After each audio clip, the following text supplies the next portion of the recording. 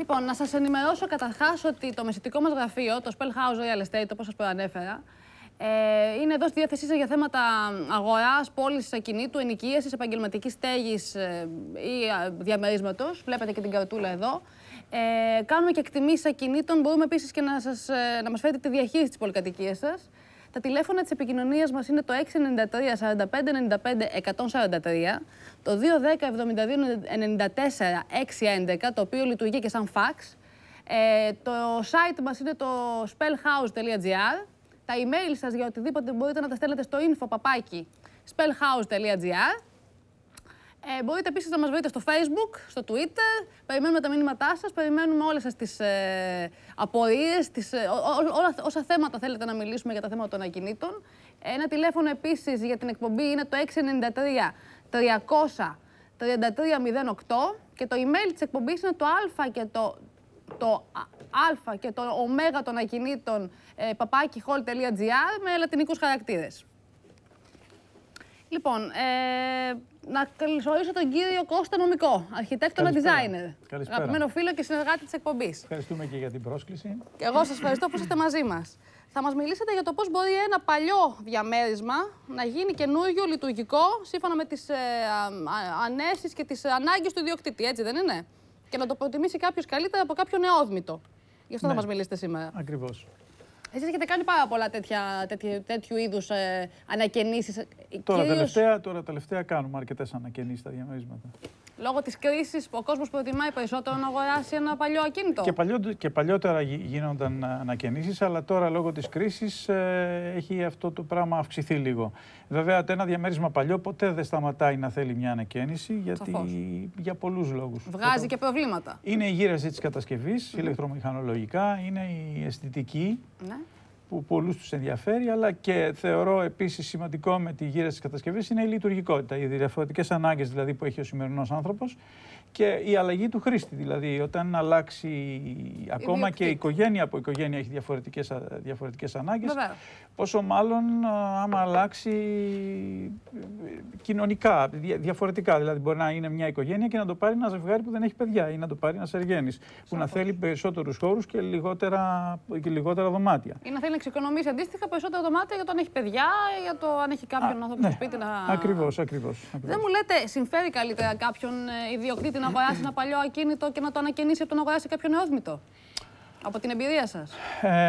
Οικονομικά το συμφέρει. Οικονομικά το συμφέρει γιατί μπορεί να κάνει μια ουσιαστική ανακαίνιση και να ξοδέψει περισσότερα ή λιγότερα λεφτά για να κάνει τον εξοπλισμό του πιο ακριβό ή πιο φθηνό. Έτσι. Βέβαια, ο πιο ακριβός εξοπλισμός δεν θα είναι μόνο ο λόγοι αισθητικής που θα τον κάνουν να είναι πιο ακριβώς, αλλά και πολλές φορές υπάρχουν και πραγματική διαφορετική λειτουργία. Σε κάθε περίπτωση όμως το παλιό διαμέρισμα θα το αγοράσει φτηνότερα. Και θα το ανακαινήσει μερικώς ή ολικώς. Εγώ βέβαια πάντα είμαι υπέρ της ριζικής ανακαίνησης, γιατί αφενός με να αξιοποιείς το ακίνητό σου, όσο πιο παλιότερο είναι τόσο πιο μεγαλύτερη η ανάγκη της ριζικής ανακαίνησης. Όταν λέτε ριζική ανακαίνιση, τι εννοείτε? Ριζική ανακαίνιση εννοώ να γίνει σαν ένα οικόπεδο, να μην μείνει τίποτα. Γιατί εκεί μπορούμε να δούμε και να φτιάξουμε τα ηλεκτρομηχανολογικά, δηλαδή τα υδραυλικά, τα καλοριφέρ, που είναι ένα από τα πιο βασικά στοιχεία που καταστρέφουν ένα ακίνητο. Το νερό δηλαδή είναι πάρα πολύ δύσκολο να το αντιμετωπίσεις. Έχει γίνει κάποια διαρροή. Αυτές λοιπόν οι σωληνώσεις που είναι παλιές θα πρέπει να αλλάχτούν. Και με αποτέλεσμα είναι να επέμβουμε και στα πατώματα και εφόσον αλλάζει και η δομή και η διάσταση των χώρων, καθαρούνται οι τοίχοι και μιλάμε για μια ουσιαστική ριζική ανακαίνιση. Εκεί φτιάχνεται ένα διαμέρισμα σύμφωνα με τις ανάγκες αυτού που το αγοράζει.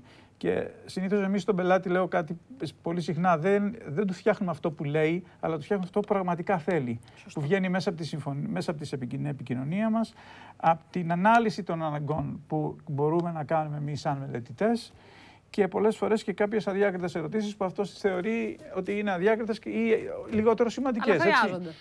Αλλά είναι βέβαια. Για να κάνετε τη δουλειά σας. Βέβαια.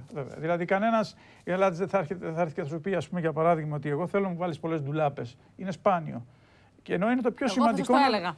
στην καταναλωτική κοινωνία που ζούμε, με την κοινωνία του 50, του 55, που μετά τον πόλεμο είχαν ένα ρούχο και ένα παπούτσι να φορέσουν ο καθένας. Να σας διακόψω να πάμε στη διαφημίση και να μου τα πείτε μετά. Βεβαίως. Πάμε στη διαφημίσεις λοιπόν και σε λιγάκι πάλι μαζί σας.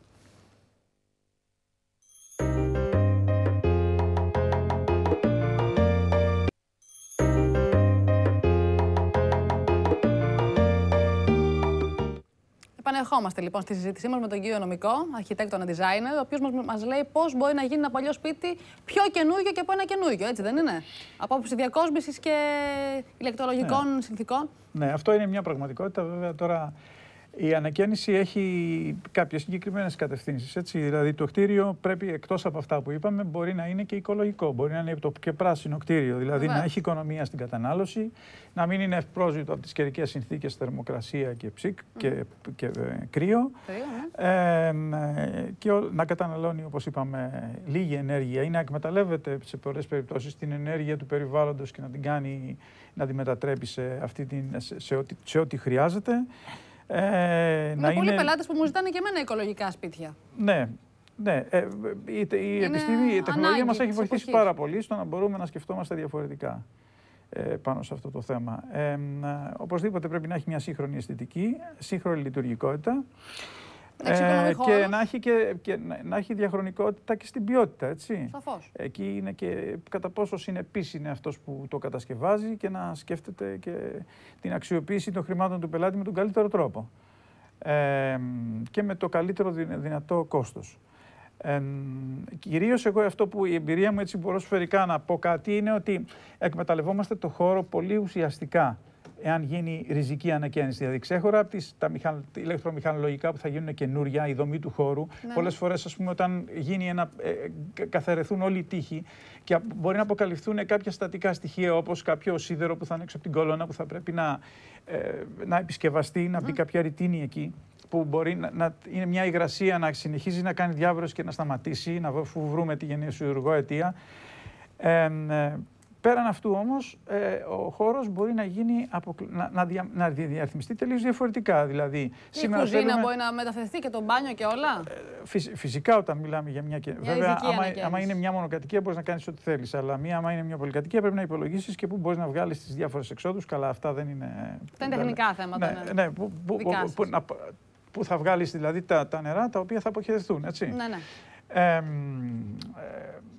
Στην κάθε περίπτωση όμως, ότι το φτιάχνει το διαμέρισμα ανάλογα με το χρήστη, όπως είπαμε. Δηλαδή, και ανάλογα και με την οικονομική του δυνατότητα πάντα. Η οικονομική δυνατότητα είναι. Ναι, βέβαια, ανάλογα με την οικονομική του δυνατότητα, όπως είπαμε στην αρχή, αν βάλουμε πολύ ακριβά υλικά ή όχι. Αλλά υπάρχει ένα συγκεκριμένο κόστος το οποίο αντιπροσωπεύει μία ανακατασκευή. Σαφώς. Να δούμε κάποιες φωτογραφίες. Εάν κάνουμε αυτή την έκταση της ανακαίνισης που λέμε. Έτσι. Μπορεί να κάνει και κάτι λιγότερο. Μπορεί να φτιάξει μόνο τα υδραυλικά και τα ηλεκτρολογικά, όσο γίνεται, να μεταχειριστεί, να χρησιμοποιήσει μάλλον και ένα κομμάτι της εγκατάστασης που υπάρχει και να κοστίσει λιγότερο. Να σας διακόψω να δούμε κάποιες φωτογραφίες, να μας πείτε ακριβώς για να καταλάβουμε και εμείς τι λέτε. Ναι, με τις φωτογραφίες θα δούμε αυτό που λέμε, δηλαδή πώς ένα διαμέρισμα... Εδώ βλέπουμε ένα παλιό διαμέρισμα, έτσι αυτό είναι ένα διαμέρισμα συνηθισμένο, είναι ένα διαμέρισμα περίπου 60-65 τετραγωνικών. Σε ποια περιοχή είναι? Είναι στην περιοχή της Ακρόπολης. Άξιζε η αξιοποίησή του και για λόγους περιοχής. Βλέπουμε εδώ είναι μια διαρρύθμιση συνηθισμένη. Βλέπουμε τη σειρώμενη πόρτα που ή το κλείνουμε το δωμάτιο, το κάναμε το πρέπει να είναι πάνω από 35 χρόνια. Ναι, είναι 40 ετών. Φαίνεται. Το διαμέρισμα. Με παλιά κουφώματα. Ναι. Εδώ βλέπουμε παλιό μπάνιο, το μπάνιο. Βεβαίως. Η κουζίνα πολύ παλιά. Ναι, όλα τα ντουλάπια της κουζίνας. Και εδώ είναι ο διάδρομος που ενώνει τους χώρους, έτσι. Ναι. Μπορούμε λοιπόν να πάμε τώρα να δούμε εδώ. Να δούμε πώς έχει γίνει κάποιο καινούργιο. Πώς το έχετε φτιάξει εσείς. Ναι, εδώ θα το δούμε πώς είναι γκρεμισμένο. Ναι, ακριβώς. Μάλιστα. Εδώ το βλέπουμε εδώ για λοιπόν κανονικό. Βλέπουμε την κουζίνα από μακριά, από το δωμάτιο υποτίθεται. Ναι. Βλέπετε εδώ αυτό που έλεγα πριν, ότι μπορούμε να δούμε αν υπάρχουν κάποιες ζημιές στο φέροντα οργανισμό και να επισκευαστούν και αυτές. Ναι. όπως είναι ένα διαμέρισμα όταν γκρεμίζεται, εν πάση περιπτώσει, έτσι. Ναι, και την κουζίνα και τα πάντα. Έχετε Ναι, αλλάξει εδώ και στο σημείο της κουζίνας, στο σημείο της κουζίνας εδώ έγινε ένα υπνοδωμάτιο. Δεύτερο. Όταν η κουζίνα έγινε δεύτερο υπνοδωμάτιο. Έγινε δεύτερο υπνοδωμάτιο στο σημείο της κουζίνας. Στη μέση του φωταγωγού έγινε το λουτρό και αριστερά, εκεί που ήταν το μπάνιο, έγινε η κουζίνα. Α, μάλιστα. Δηλαδή, ναι. Οπότε κερδίσατε πάρα πολύ. Εδώ είχαμε μία όψη μπροστά που έβγαινε στο δρόμο και πίσω δεν υπήρχε ακάλυπτος χώρος. Εκμεταλλευτήκαμε λοιπόν το παράθυρο του φωταγωγού για να δημιουργήσουμε ένα δεύτερο βοηθητικό δωμάτιο μικρό. Ναι. Αυτό το κτισμένο που βλέπετε είναι, πηγαίνει και ακουμπάει στο μέρος στην όψη του φωταγωγού που βγαίνει μέσα στο χώρο. Να το δούμε και σαν καινούργιο πώς είναι. Και πίσω από εδώ είναι το πλυντήριο και το... Βάλατε και εκεί Ναι. Δεν έχουμε πολύ χρόνο έτσι να το αναλύσουμε. Θα το αναλύσουμε σε μια επόμενη εκπομπή για να δούμε λιγάκι πώς είναι τώρα καινούργιο. Βέβαια. Για να καταλάβουν και οι τηλεθεατές μας. Είναι πολύ καλή περιοχή της Ακρόπολης και φαντάζομαι ότι ένα νεόδμητο θα στοίχιζε πολύ περισσότερο. Εδώ να το δούμε με τα έπιπλα πώς είναι τελειωμένο. Ναι, έτσι, εδώ είναι... το μπάνιο, εδώ τώρα υπάρχουν και κάποια άλλα δεδομένα που μπορεί να χρησιμοποιήσεις με την εξέλιξη του φωτισμού. Ναι. Βλέπουμε ότι αυτή εδώ η γωνία είναι η γωνία της κρεβατοκάμαρας που πίσω είναι διάδρομος. Εδώ είναι το σαλόνι. Και εδώ υπάρχει ένας φωτισμός ο οποίος μπορεί να μείνει τη νύχτα. Πολύ ωραίο. Εδώ είναι το living. Εντελώς διαφορετικό σπίτι. Εδώ έχει γίνει ένα living 40 τετραγωνικών περίπου, 35 τετραγωνικών περίπου. Μαζί με το.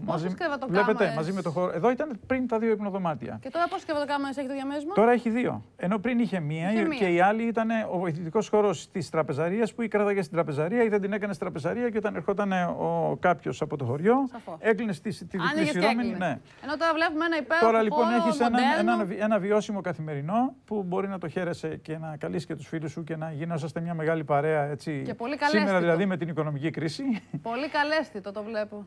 Πάρα πολύ ωραία δουλειά έχετε κάνει και νομικέ. Ευχαριστώ πολύ. Βλέπετε... Έχετε εξοικονομήσει χώρους παντού και στο μπάνιο. Εδώ και είναι μια ιδιαίτερη κατασκευή της ντουζιέρας.